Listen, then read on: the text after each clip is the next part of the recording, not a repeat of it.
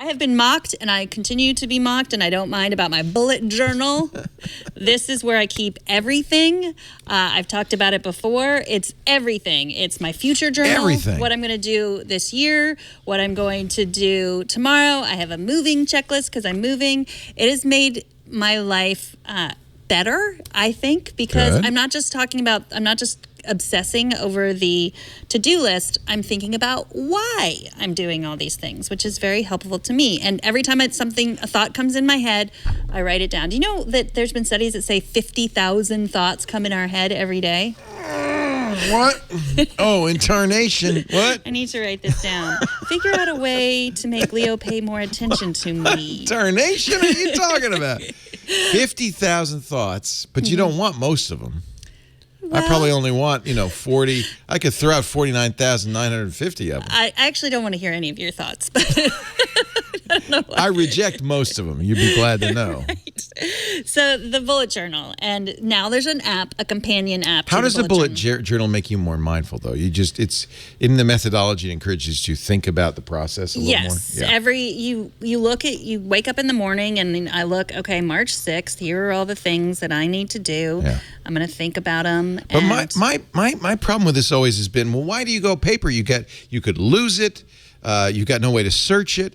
So now there is a little bit of a digital adjunct that helps you with this. Oh, it helps you with it. But I say, why do you go paper and pen? Because I feel like paper and pen is how you remember things. It's how things ingrain in your mind, not typing them. Mm-hmm. So here is the companion to the bullet journal, and it's you can talk about reflection, which we've done a little bit of.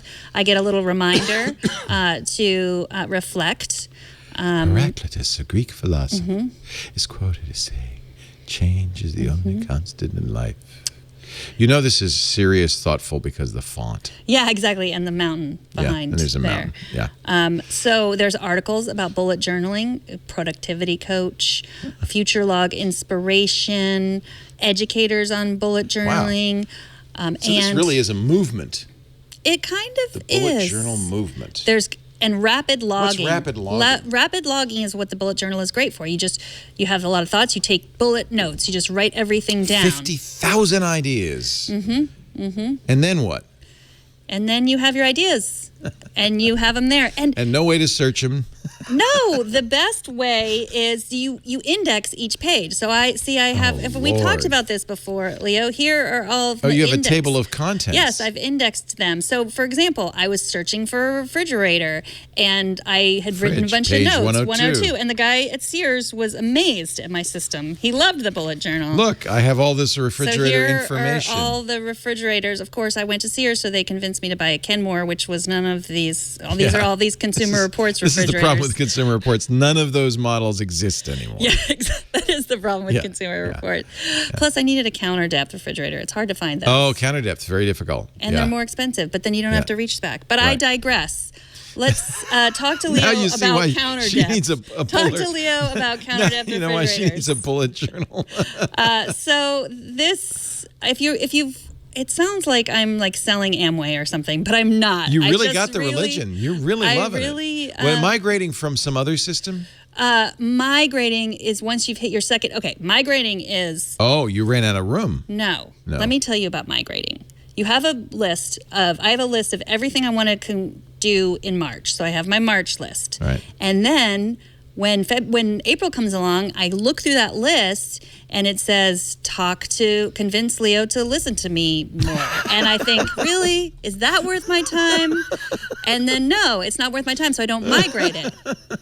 And if I say, talk to Leo about better ways to prepare for the show, is that worth my Yes, that's worth my time. So I move that from March to April, and again, I'm going to spend all of April figuring out a way for Leo to prepare more for the show.